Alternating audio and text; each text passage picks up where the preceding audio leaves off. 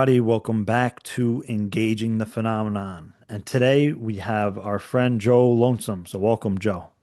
Hey, what's going on, guys? Namaste. Thank you for allowing me on. Yeah, man. And we've talked in the background, and I've seen you around for a number of years now, particularly in the CE5 community, and that's why I wanted to have you on to talk about CE5 Close Encounters of the Fifth Kind. Of course, everybody following this channel is going to know what that's about. So, Joe, how did you get in this field? Yeah, man. So, dude, you're gonna start with the most loaded question. Of course, I got it, man. This is a podcast. How did existence itself come to be? Well, yeah, well, hey, what's up, guys? Yeah, I live in Albuquerque, New Mexico out here, and I grew up as a skateboarder. My whole life, that's all I wanted to do, just professionally skate. And that was going pretty well, but you things like that, you kind of run into injury. So I ran into injury myself and had to kind of pivot in life. Um, kind of was asking myself, what was fun to still do in life. And one thing was, making these, little skate video edits, these little cuts, on skating and stuff like that. So I was like, oh, maybe I'll, get into, a little bit of editing or, a little bit of, video making. So I kind of got into that and stuff. That kind of went into what I do now, which is I'm in motion pictures. I'm a studio technician for the union and work on Netflix shows and stuff like that. But earlier on, I got into script writing because I had some ideas and stuff like that. And I don't know if it's like, well, obviously, whenever it's the right time for you, that's the time that is going to be whenever you are most malleable, whenever you're most open for a certain understanding to come in and be installed properly, right? To be seated in the most divinely, um, kind of way, essentially. And so, yeah, I was kind of, writing and had a download one day that was pretty simple. I mean, I was just doing the dishes or something like that, something very, very, mundane and, benign. And the download was, hey, extraterrestrials can be enlightened beings. And I was like, what? Like, what is that? Like they can be enlightened beings. I was like, I've never, and the other thing too, guys, I'm not a lifelong experiencer. I didn't have experiences whenever I was a kid and none of that. I didn't grow up with the knowledge of extraterrestrials or anything like that either. So I'm necessarily kind of, late to the game, you would say, essentially, in this incarnation. But essentially, yeah, I was like, okay, this is a weird thought. I was like, maybe it would make an interesting movie.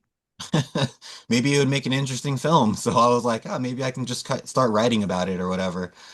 So I kind of start writing about it and how the universe goes. One thing leads to another. And I go to my friend's house and he's watching Dr. Stephen Greer came up on his YouTube just kind of randomly. He's like, "Do you know who this guy is?" I'm like, "Who is that? I don't know who this guy is at all." And he's like, "Yeah, he's just so articulate. He's articulating very esoteric, topics, and kind of making them in a way that, are understandable essentially." And I was kind of listening to him and I was like, wow, you know what? This is incredible. I was like, wow, like this script idea that I was kind of having is really kind of coming into view right now. Like I'm understanding more about this download that I had and whatever. And so just at first kind of going in with this idea like, hey, this would be kind of interesting to put into a certain script idea, kept on going down that rabbit hole and understanding, wow, you know what? This is not fictitious. This is reality. And I was like, wow, this is a whole new basis of understanding for me. And I kind of had this, epiphany realization that this is what's going on in our world. And that was really huge. Ended up going to, with my friend, ended up going to see Dr. Greer at a lecture in Arizona.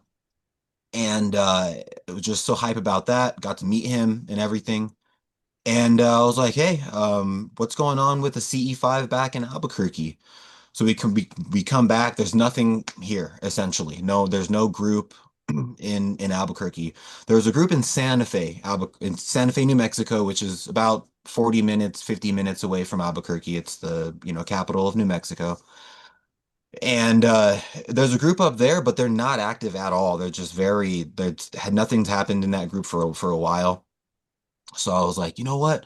Like, let's start this group. Like me and my friend, I was like, hey, let's start a group. Like let's just do it. Like, I'm like, this is what we're I don't know, this is what I'm being called to do is, I'm being called to you know, uh be a servant, serve others through the understanding of, consciousness and through the influence of the global collective to rise and, get to a stage of, peace and get to a stage of less conflict and to a stage of eventually, open contact, with these civilizations and stuff like that.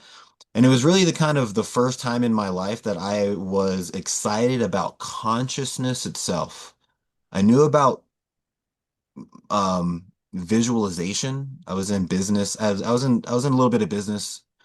Um, earlier in life and stuff like that. And business it's all about like visualize the clients, visualize these material things. Use your mind to just amass material stuff, Yeah. and Yeah. that's what they teach you like in business and stuff like that. So I was kind of, doing like a lot of like visualization, sitting down and, visualizing my goals. And I'm not saying that, manifesting that way is, bad in any regard. I'm just saying that at that point, like interested, I wasn't excited about consciousness itself, just consciousness. And for the first time, I was excited about consciousness, learning more about consciousness and really trying to and really instilling that within my heart of awareness and going forward. And so long story short, we started the group, took a while, many months of just me or just me and my roommate out there and on the foothills of the Sandia Mountains. And yeah, as month by month, year by year, started to continue to grow. People started to continue to come through. We were on social media, things like that. And then it was going like really, really well. This is and obviously then again, this is 2017 whenever I had that download. It's about 2018 whenever I started the CE5 group in Albuquerque. Just recently, about a year ago or something like that, we actually merged with another group that was still, or was ran, but is still kind of a product of Bertie Jaworski, which is Okay. a Wow. Yeah. Yeah. remote viewer, stuff like that. She's out here in Albuquerque as well.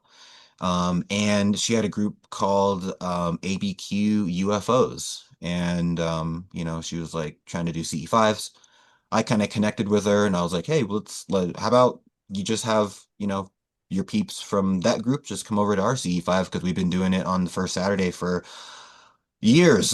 Yeah. So, Yeah. so she's like, all right, yeah, cool. So, so it's been really awesome because that's kind of upped the amount of people kind of coming through to do CE5s and continue the global collective and the level of coherence and just the impact that we have and things like that. So yeah, that's kind of where I came about, man. Yeah. Kind of an odd story because it starts out like not really with experiences whenever I was young. I feel like a lot of people like, oh man, whenever I was like, before I was born, I had this extraterrestrial that was like guiding me through life and stuff. And I was like, oh, I didn't really have that. It was kind of little bit different. But hey, we all get to this point some way, and I'm very glad. I'm very thankful, and just glad for everyone's entry points, getting to this point where they are now, and anyone watching this is, probably have had their own experiences and at this point and stage in their life. So it's Well, great. there's a lot of people who watch this channel who are I always get comments saying, I'm interested, I haven't done it yet. So Hmm. I think people like that can certainly actually more easily vibe with somebody like you who didn't have a past experience and it's like, Right. well, hey, that doesn't matter. You know, I had a friend, I remember when I was first telling him about CE5, he was a little skeptical. And I actually told him about some of my personal experiences, and I could see his face kind of like he didn't know what to say, right? Which Right. I understand Yeah, I understand. completely. And he decided, and he was super into like spirituality and meditation. And he actually, believe it or not, he is or was an actor and just totally like artistic, open-minded dude. And he finally got into the CE5. And, I was there for his first few like really big experiences. And Yeah, yeah. so I saw that transformation and it's a really incredible thing. It's a really Uh, incredible thing. I'm yeah. so glad to be to have been exposed to CE5 in this lifetime.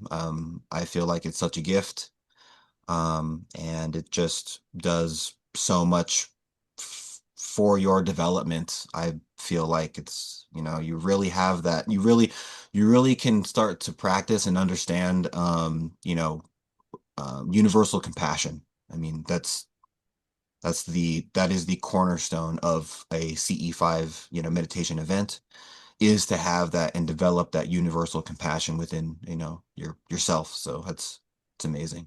Yeah, I found that to be true. And that's really getting to the heart of Dr. Stephen Greer's ambassador to the universe Right. thing is that, you know, you have to have that kind of approach of leveling with people, right?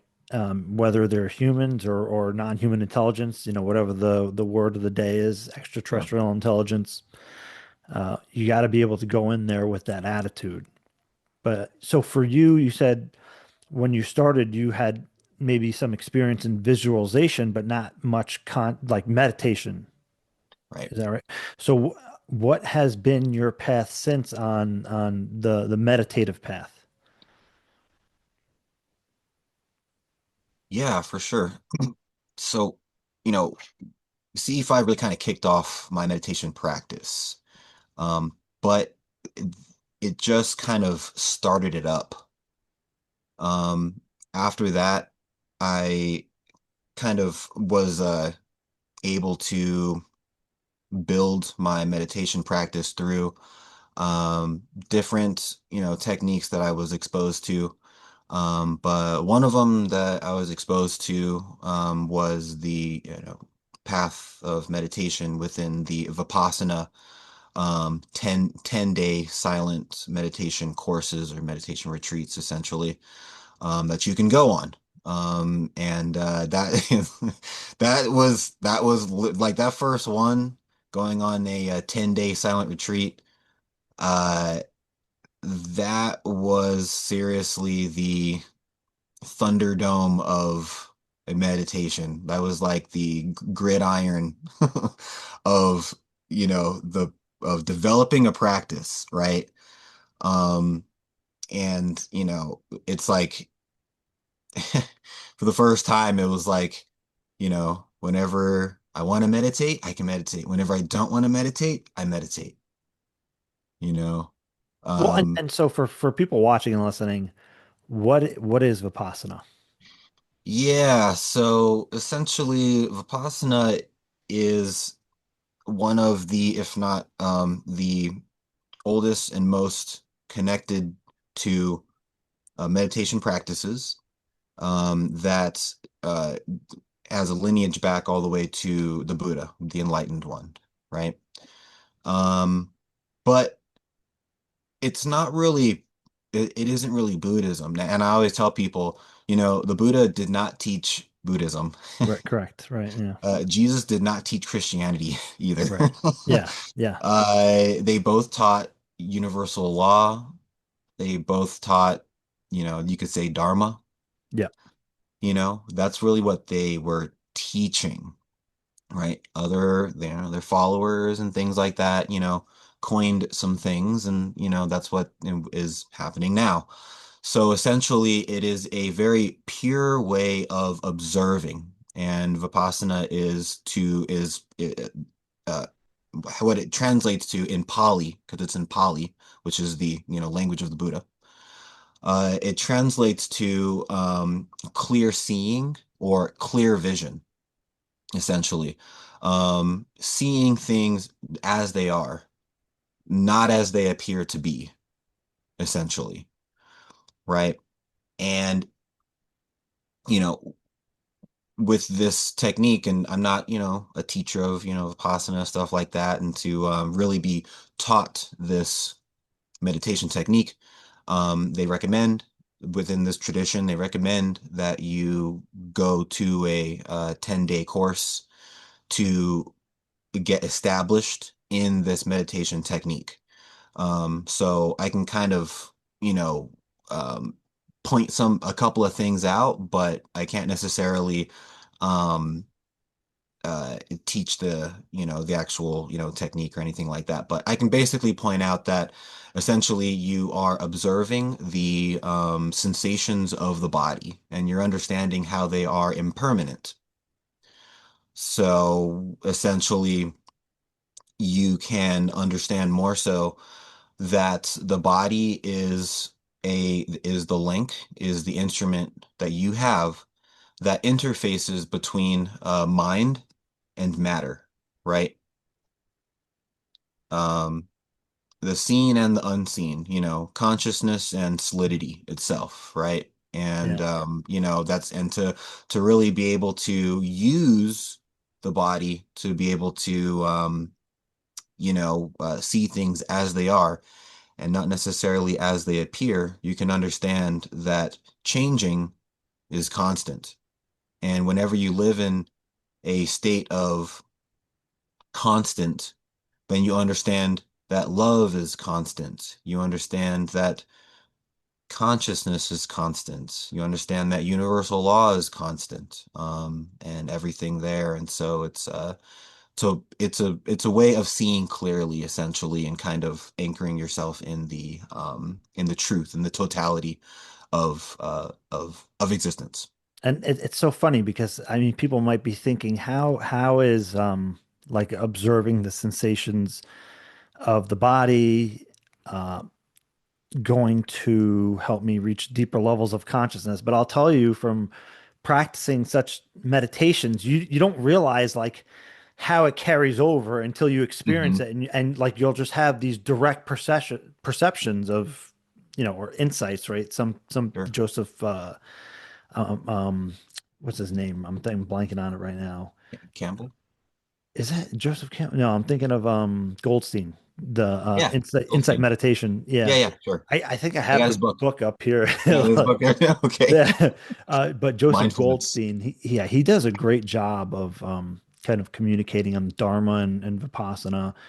And so, yeah, real quick, just for my own, this is a selfish question, but which lineage of the Vipassana is it? Like Goenka or I'm forgetting I'm blanking the noting one.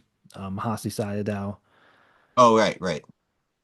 Yeah, so I'm in the lineage within Goenka Okay, okay. as Yeah. taught by Goenka G. Okay. Yeah. And how did that change things for you? Let's say, because you at that point were you doing CE5? Yes, yeah. I Okay. had already started CE5. My first 10-day course was December of 2022. Oh wow. So, Okay. So and you we were and we had started, the CE5 in 2018. So I had a couple of years within CE5 already. That's good. I mean, it's kind of, believe it or not, I think it's good that you had that foundation before Mhm. you, because if you just got into meditation right away and did a Right. 10-day sit, that might be pretty freaking hardcore. Yeah. At least you had like some kind of foundation. And so how did the Vipassana practice,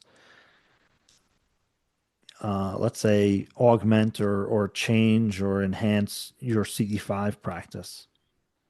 Dude, excellent question, man. It's because I still continue, even to this day, to unfold the gift that that that it had on me to you know, kind of giving me more insight and perception in my CE5, practice. And so, like, one thing that I've understood about Vipassana essentially, and you were kind of talking about it a little bit, it's like it's almost like, well, how would, observing your sensations lead to any realization? Like, why, how is that? And I will say, for you to really understand that, you must go to a 10-day and attend and have that your question whenever you're there. You know what I mean? And you will find that out. Reason being is because that in a sense, that is really how you learn how to read your book, the book of truth within you. Okay. So everyone is their own book of truth. Everyone is their own book of totality, right? Um, everyone is their own holy book. You have books for every, religion, things like that, Bible, Bhagavad Gita, Guru Shabad, within Sikhism. And it's kind of one book for millions and billions of people.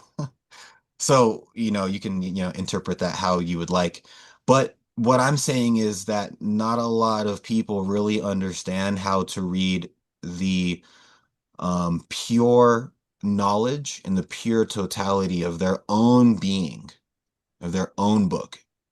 And Vipassana kind of gives you the understanding, kind of gives you the training to learn how to read you, what's inside of you, right? Your verses, the text inside of yourself, right? Um, written on, written in pure truth. And so in doing that, it helps you kind of unravel yourself.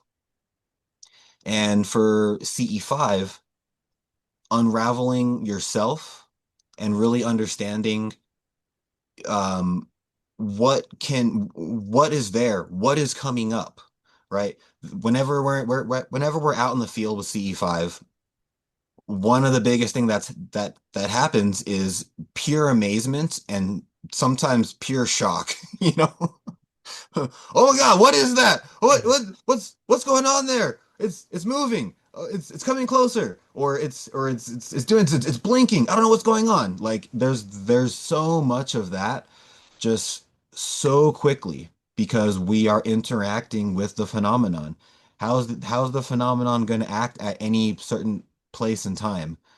Your answer is as good as mine. We don't really know. We're trying to understand more. Okay.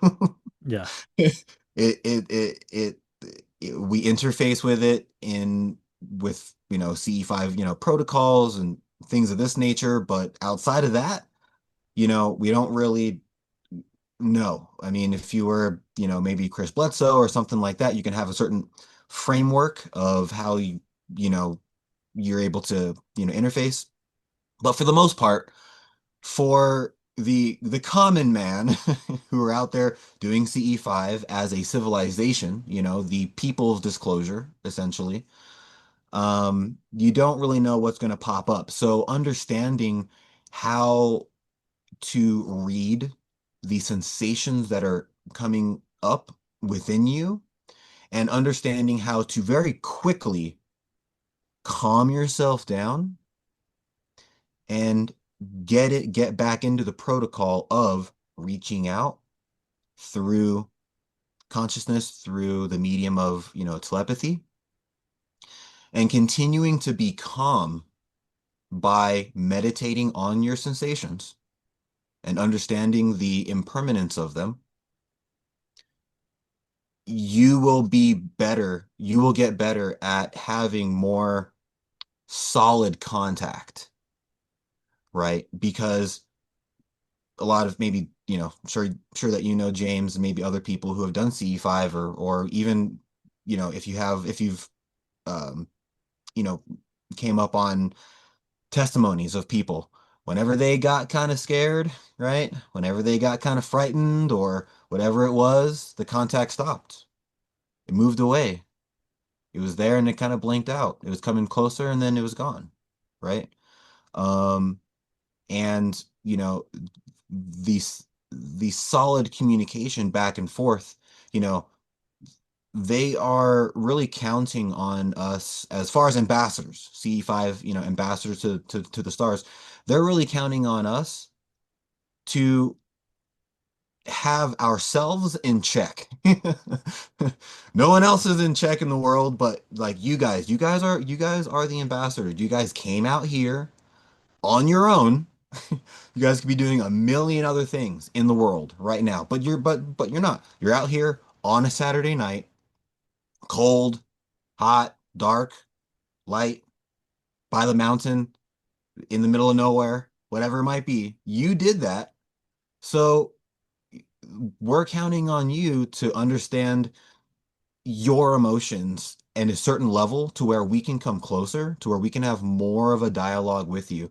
And that's been the case for sure. So it's definitely helped me out a lot to dial in more and just do that very, very quickly. Yeah, and before we started recording, we were talking about different approaches to CE5, or whether you say like an approach to it or a technique. And is there a particular method or protocol, or yeah, maybe technique that you use for CE5 other than just say the standard CE5 protocol? Yeah. I mean, obviously the protocol is going to be the backbone of, you know, what we're doing in the field. Um, and those are really going to be, um the five aspects of that, is going to be usually the tones, um it's going to be the puja, type of puja, the mantra, the meditation, and then the sky watch. So that's kind of the, you know, structural protocoled foundation that's been, developed by, Steve Greer. Um, but we can definitely add different things to it. I know that my puja table isn't, just like Greer's. It's a little bit different. It kind of follows it's kind of follows more of like a, you could say more of like a kind of a Buddhist traditional offering, puja, essentially, that has different bowls that just that reference different types of offerings to, these ascended masters, or, individuals on and off planet who have brought, knowledge to our civilization, essentially, understanding that it's just an acknowledgement. It isn't really anything having to do with religion, essentially. We're just kind of acknowledging these individuals that have, helped us raise our level of consciousness over the millennia, essentially. And essentially kind of like working with them, working with them to be able to, make contact, essentially, and amplify, you know, the area, the circle, stuff like that. So that's a little bit different. Also at the end, we have like a little group chant at the end, as well, and it kind of follows a little bit of Kriya, actually.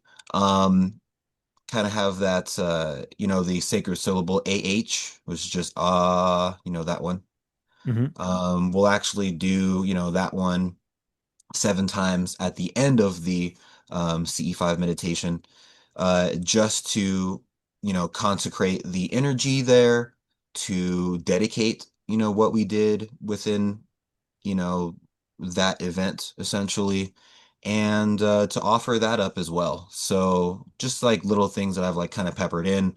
Sometimes whenever we're actually doing the Skywatch, I'll like play some like very, unifying music essentially. Play some Bob Marley or something like that, whenever we're kind of out there and everything, just to kind of keep the vibrations up, um keep the comfortability up with everyone as well. And keep the, level of angst or maybe anxiousness down, essentially. Um, and so, yeah, I just kind of pepper in some things, but we usually just kind of go with, those five, protocol steps there for sure. Yeah, and in groups that I was in, we sometimes we did oming at the beginning of the Sure. session Hmm. to kind of get in resonance and Sure. bring the group together. And if people are into that, like cleanse the vibrational space of the Hmm. contact site, and we experimented with a ton of stuff, and Yeah, that we've stuff we've we've works. done like, Yeah, yeah, we've done like tuning forks and, yeah, yeah, cleansing the area in different ways and stuff like that. Just kind of, but it's all been kind of like different. It's all like, oh, hey, is this person here? Do they want to do that? Like, there's different people that come into the group that have different, gifts. They have different gifts and things of that nature. There's people who get come into the group that are Reiki practitioners, and they want to kind of do more of a, energy, cleanse like themselves. So yeah, it can be different. I mean, in my opinion, if it's uplifting, if it's happy, if it's unifying, I'm in with it, right? yeah. I mean, ultimately, a CE5 is going to become your own, Right. especially over time. Hmm. Somebody is going to have an affinity towards, one method, again, like we were talking about before, is I always, and I've made a video on this called meta contact. So like, Right. especially if I'm by myself or with a small group, do a kind of meta Buddhist meta practice, loving kindness or well-wishing practice. Right. And for me, that works like incredibly well, Hmm. right? I've done Uh, that too. Yeah. yeah, so I think like making CE5 your own, especially over time, you're going to find out what really works for you is is ultimately is gonna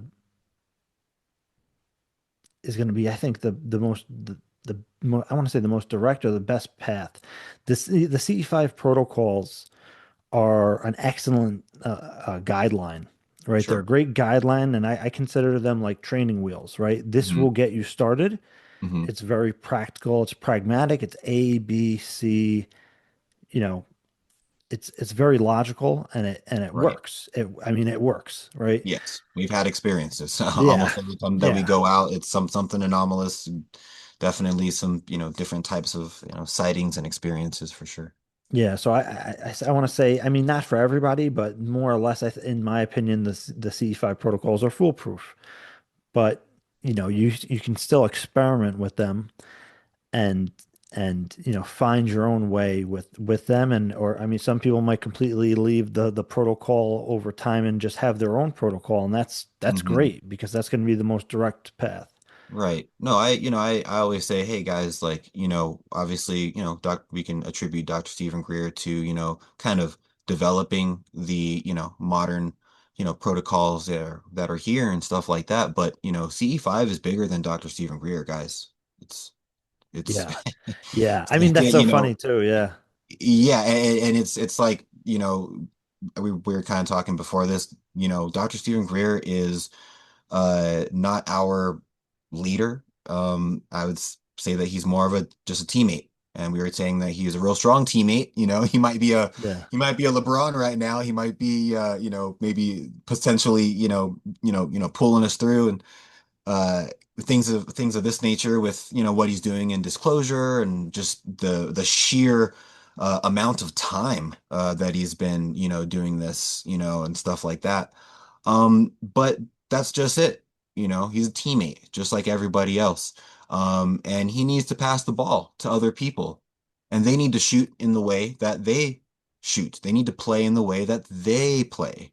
Where the thing about it is that, you know, he plays in the way that he plays in this game of disclosure and, revealing of, you know, these uh techniques and technologies and open contact and stuff like that, but we're all shooting for the same basket. You know what I mean? We're all shooting for the same basket. We're all just trying to up the level of collective consciousness, and that's really kind of the goal. That is the goal. A lot of times, I'll tell people that come to our CE5s, hey, seeing anything is just a byproduct. Okay. Right, right, That is just a byproduct. We are here, the work that we are here to accomplish actually is to accomplish coming together as a group, getting in a state of coherence, and influencing the global collective to rise in consciousness. Um, that is really strictly what it is. And I say that, if we go out and do a CE5 and we do that, just that, and we come out where we are 100% successful at what we went in there to go and do. Um, Now, a lot of times that byproduct from what we're doing, right? That contact from what we're doing is going to show itself, is going to manifest. And that's a direct influence of what we are doing. So, what we are doing is, the the cause is having an effect, right? And the protocols, which are, the cause, and our intention, which is to influence the global collective, is having that effect on the phenomenon. And that's what we're understanding. But we're not going in there to be like, we're going to try to, summon some aliens. I really don't like using that word even to summoning, like they're on some kind of beck and call or whatever, or, Greer would say it's, dog and pony show or whatever it is. Because like, you know, it has to be a two-way street here.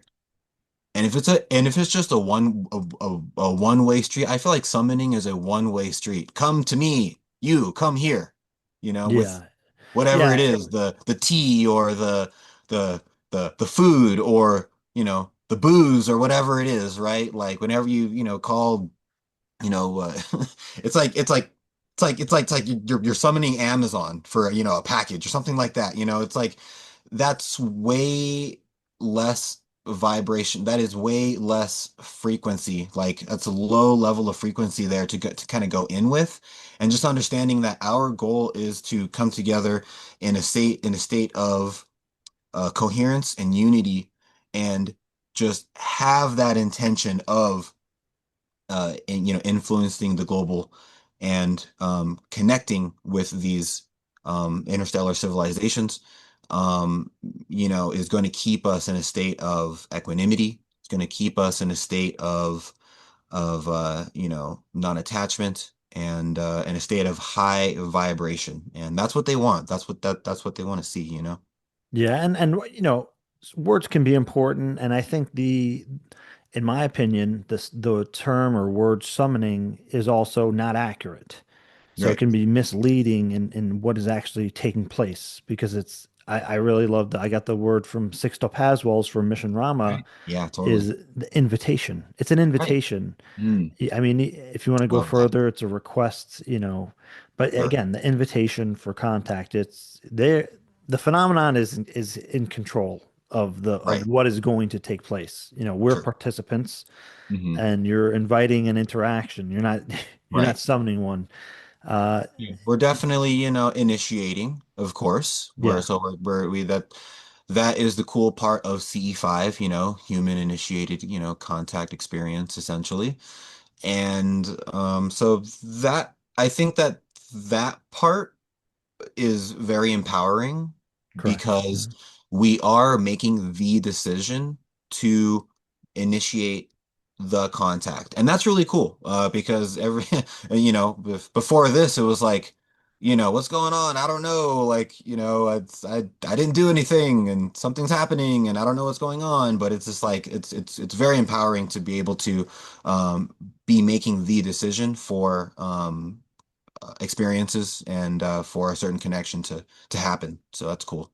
Yeah. And so with that, right, the idea that people can go out and have their own experiences with CE5, where do you think that plays a role, or how do you think that plays a role with what's going on in the current atmosphere or Mhm. environment with UAP transparency, where the idea of UFOs being real is finally being taken on board and consensus reality, like, oh shit, this might be real.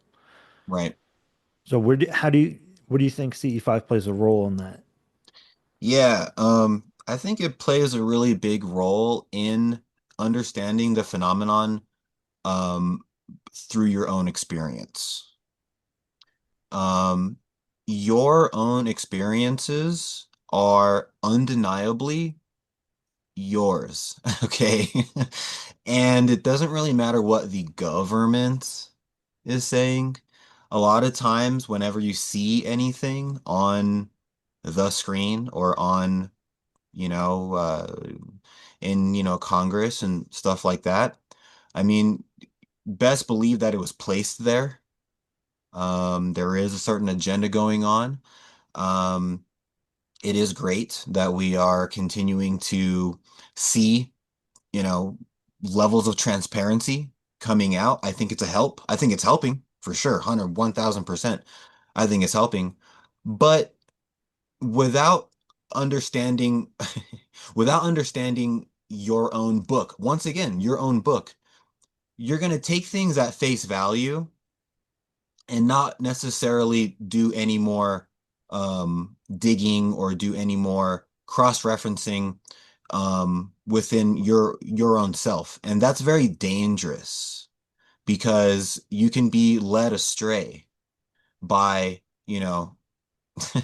by the establishment, man, by, the governments, by, the private sector, what's going on there, by, ISG, legal secret government, stuff like that, by the slow walk of disclosure right now.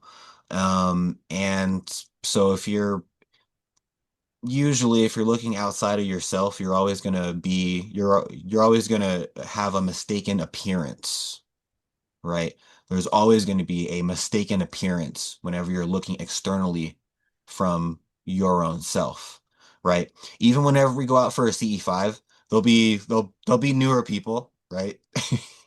I was newer too, so in the beginning, we were all babies. We had to learn how to walk at some point, so we didn't come out the womb running. But there will be people who come to a CE5 and they look up and they're like, "Oh my God, what is that? Oh my God, it's moving. It's doing weird loops around. It's like it's moving really slow. It's like, flashing a lot, stuff like that." And we're like, "That is Arcturus. Yeah. That's a star. The the world is moving. You are moving. That point right there is actually not necessarily moving. Now you're fixated on that point that is outside of yourself.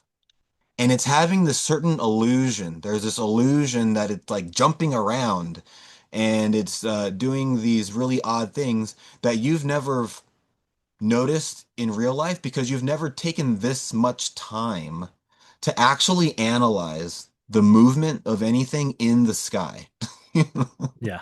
You've Yeah. never actually, and oh, the other thing too, it's like, okay, cool. Maybe you have taken the time. Maybe you have a telescope. Maybe you went out and, you like, astronomy or whatever.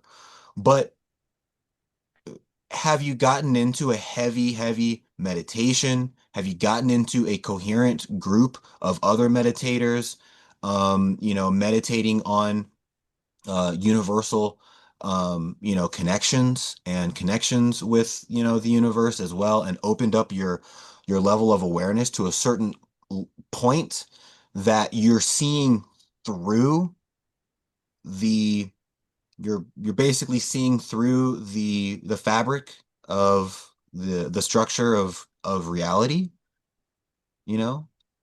Not really. You probably haven't done all that work before you started looking through your telescope or doing whatever it is, you you might have been smoking a joint looking through a telescope one night. You know what I mean? Or whatever. Maybe, but no.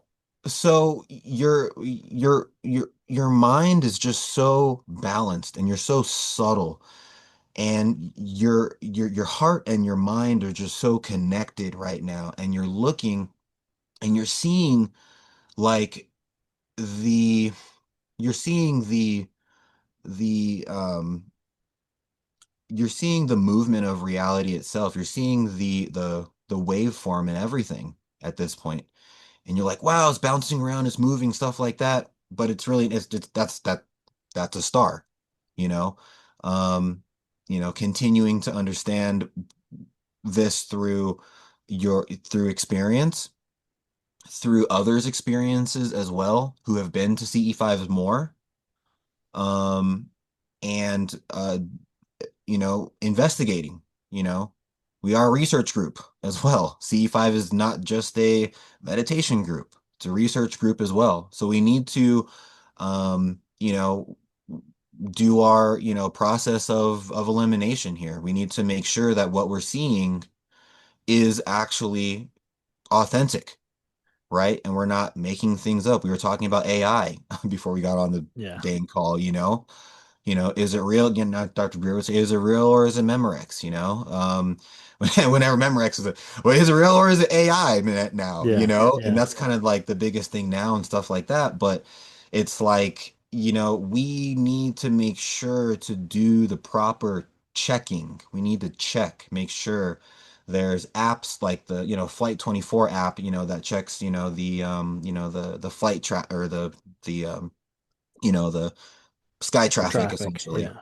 Yeah, the air traffic. There's satellite tracker applications. There are star maps and stuff like that. We have all that out there on the field, so we don't get fooled by mistaken appearances, looking outside of yourself, right? And that's what I think people can kind of glean from being out there in the field, and then looking outside of themselves on the screen, looking towards Congress, seeing what these people are saying and stuff like that, and really have a basis and really have an anchor point within themselves that they have to be a foundation of what they're actually hearing from other from Congress and other people within, even people within the phenomenon, man. Even me on this, your own experiences are going to be more concrete than even like what I'm saying, because this can be interpreted, differently, right? So yes, I say it's a it's a huge role in understanding what is true and what might be an appearance for sure.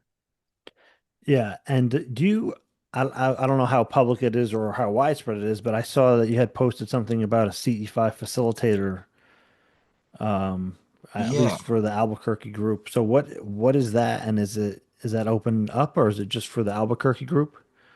So we just kind of started it, CE5 Cosmic Facilitator class training, you could say, is something that I started up really for two reasons. Number one, with CE5, we just want to continue to um, raise the number of people who are able to facilitate and have a space for these experiences to happen all around the world. I mean, that's really the goal, right? To spread the understanding and to be able to, teach others, you see one, do one, teach one type of thing. And that will continue to raise the, level of collective consciousness for us all whenever we are, going out and we're not only doing it, but we're, teaching it to others and facilitating it. And so yeah, so that's number one, and that's always been number one, always, always.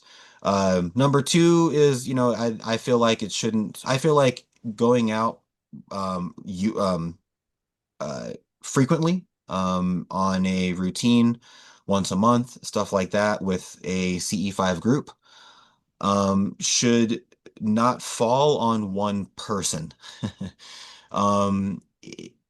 We're all busy, man. I work in film. I'm a studio technician and I go different places to, work on different movie sets and stuff like that. Sometimes I'm not there.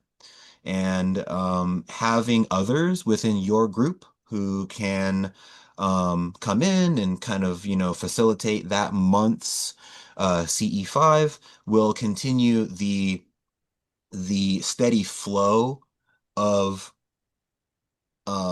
influence on our world, essentially. And we need that right now. We don't need any stoppage. Okay. We don't need any blocks right now. We need a fire hose of light coming in. We Yeah. need a fire hose of just like high vibrations, high frequency coming in and influencing us to create these realizations. And it's really about pray, and I've been focusing on praying for realizations, praying that people have those realizations come into their mind and it changes them from within. That realization that I had, that, extraterrestrials could be enlightened beings. That came from within. And honestly, I feel like that was, dude, I feel like that was like the hundredth monkey effect from the CE5 that had been going on before me. That's what I feel like. Yeah. No one said nothing to me. I didn't know anything. I had no idea at all of nothing. I had just had a new catcher's mitt and it was script writing. Hey, this is a cool idea. Let me get more into this because I can grab this and maybe I can do something with it because of something else. Not even really because I was like wanting to create like universal peace and love and stuff like that and everything. Not particularly. That's not really where my head was whenever I got that download.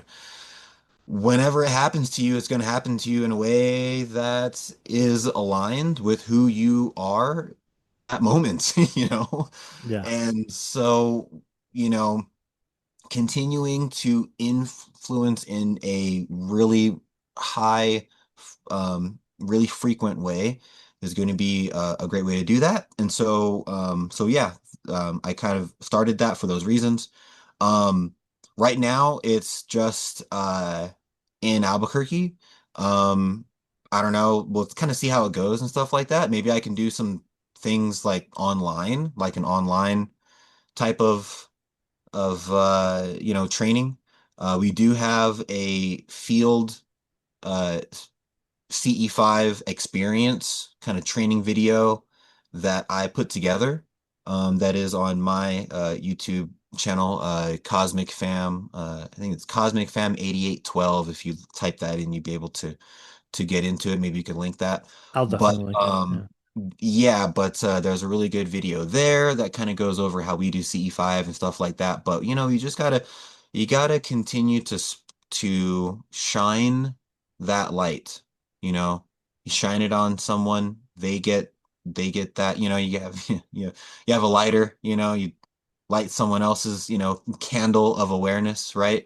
And now they have that light, and then they can light someone else's candle of awareness, and then they have that light and then there's light all over the entire globe, right? And that's really the main reason and why I wanted to kind of start that. So that's been going pretty good. We've only had one, and yeah, I'm really stoked to continue those. Yeah, and I'm going to link everything in the description.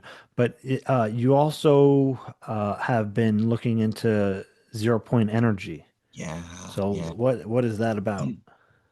Yeah, man. So, obviously, I'm sure a lot of people in your, who's watching know or have heard something about zero point energy, but essentially zero point energy, other, maybe less commonly known as quantum vacuum energy is the is the essence of truly free energy. And this comes from the basically the ether. I mean, the fabric of space-time. Um, the, space itself, and you've had, put off on here, you know, and everything. But he, talks about, space itself not being empty, you know, and there being, it's actually very dense. It's very dense with energy itself within it. And, having a certain extraction point for this energy is really kind of the understanding of how these, UFOs, UAPs essentially, you could say, have been operating, you know. How are they traversing these long, very, very long distances? I'm sure that they're not, filling up with gas every, 3,000 light years or something like that. Um, they are getting it through this quantum vacuum field through the zero point, the substrate of the fabric of space-time. Essentially, they're tapping into that. The easiest way that I can kind of demonstrate it is I have this crystal here. I don't know if you can see it. This little Merkaba crystal right here. And as far as it goes, whenever I uh, let go of it, it goes down. It just falls down to my other hand. Now you can say, well, what do you uh, uh, do you have a certain point that you're trying to make, Joe? Gravity, yes, we know. Next subject. Yes, gravity. So there's a force going, coming upon this crystal going down to my hand. We know it is gravity. May not be, might just be a bend in light. There's other, obviously, theories on that, but gravity, sure. There's a force there. Now, thing about it is, what if we were able to convert gravity into electricity, right? And I say, where on earth do you find gravity? Yeah, everywhere. Everywhere. You can Yeah. find it here at your home, around all your internet, and around all of your, grid powered, resources and appliances. You can also find it in the heart of the Amazon. You can find it in the middle of the desert, Yeah, wherever there's mass. underground. Yeah. Hmm? Wherever there's mass, there's gravity. Wherever there's mass, there's gravity, right? So we don't need gas, coal, oil, uh, you know, solar, wind, nuclear, nothing like that. Wherever we have gravity, essentially we would be able to tap into that and have electricity. We would be able to have energy, and it would be wireless, essentially. Now, zero point goes a step further because zero point is even outside of the gravitational pull of any mass, essentially. So zero point actually transcends gravity itself, you could say, in the traditional conventional sense of gravity, I'm going to say. It transcends it because it is still available within the fabric of space-time and within the, quantum vacuum of zero um, of empty space. So that's how they're kind of, traversing and stuff like that. Anyways, that's what it is for people who don't know. Whenever it comes to how we can, utilize it, we'd be able to utilize it in many ways, and we would be able to come off of the the, power grid, things of this nature. If you wanted to learn more about it, there's a really cool documentary that Dr. Greer did called The Lost Century.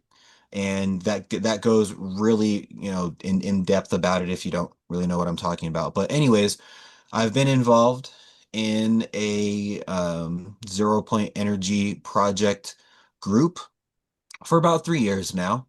And we are all about developing device designs to be disseminated to the world, essentially, um, and to be freely, given to anyone with who has the birthright of existing. Okay, we it's wild that we pay for our existence whenever it is our birthright.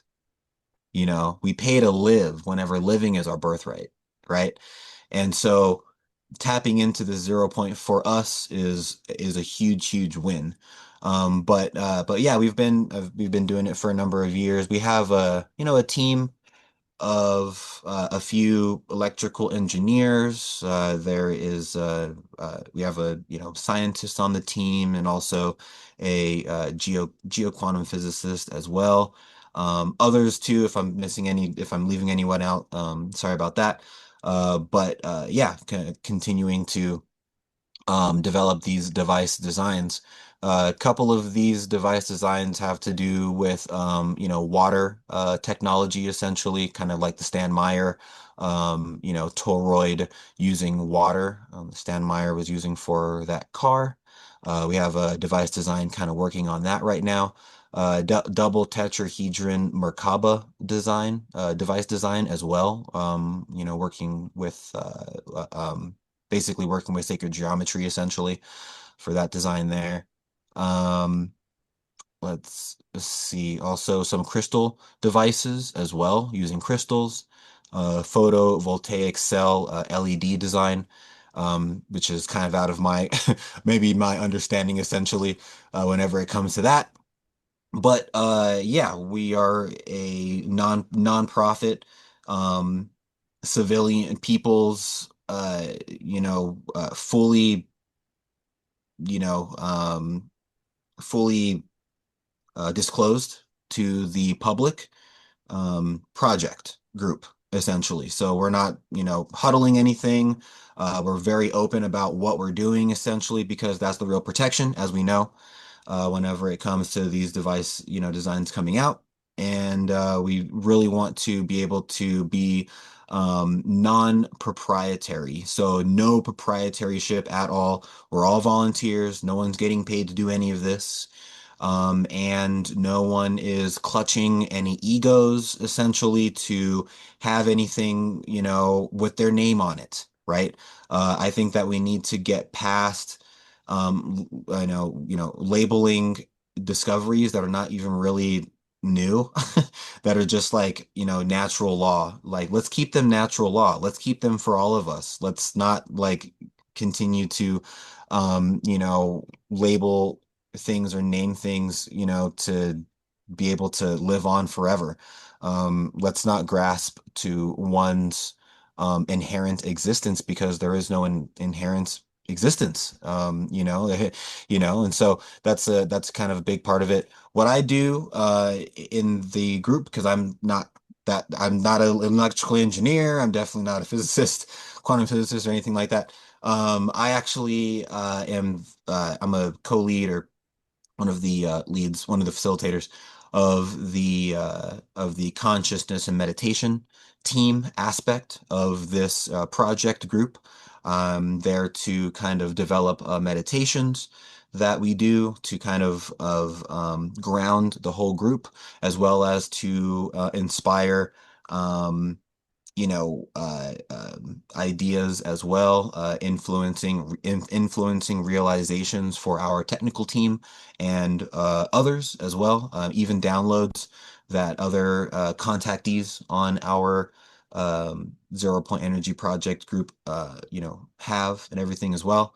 But we also do some other intuitive things too. We have a remote viewing group that does weekly or bi-weekly remote viewing targets as well. We have a dowsing group that does that does dowsing, and we have a telepathy group as well. So there are different ways that we can utilize our intuition to help the technical team to be able to basically come about the answers that they are the answers from the questions that they're asking.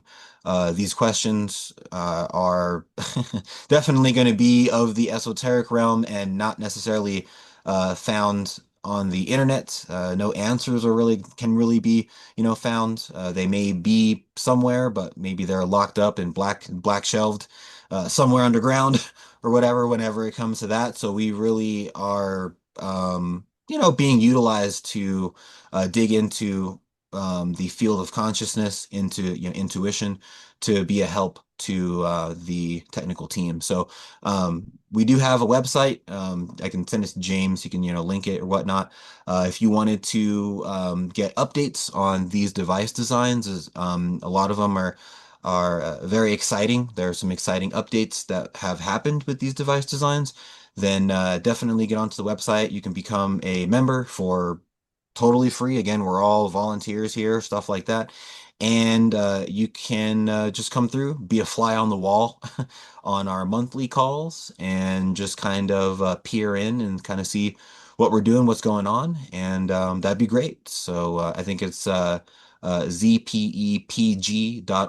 which is Zero Point Energy Project Group .org, and we can link the website there. Yeah, I'll be sure to link it. And Joe, it's been great having you on. This talk was long overdue. I hope to have you on Yeah, again soon. yeah, man. But I'm gonna link everything in the description, but for people listening to, where can people find you and your groups and your work? Yeah, for sure. So there's social media, just Joe Lonesome on Instagram. We're on Facebook as well. Also, CE5 ABQ because I'm in Albuquerque. CE5 ABQ Group on also Instagram and on Facebook. You can find us there. Also, our local events for Albuquerque and like New Mexico are posted on Birdie Jaworski's new website, thelargeruniverse.org, I believe, and you can find it there, stuff like that. But yeah, throw me a line. I always love to talk about experiences and also what's going on in the 0 point sector. So reach out if you have a affinity to do so. So thank you. Yeah, it's been great talking, man, and we'll talk again soon. Thank you so much. All right, take Namaste. care. Appreciating you all. Thank you.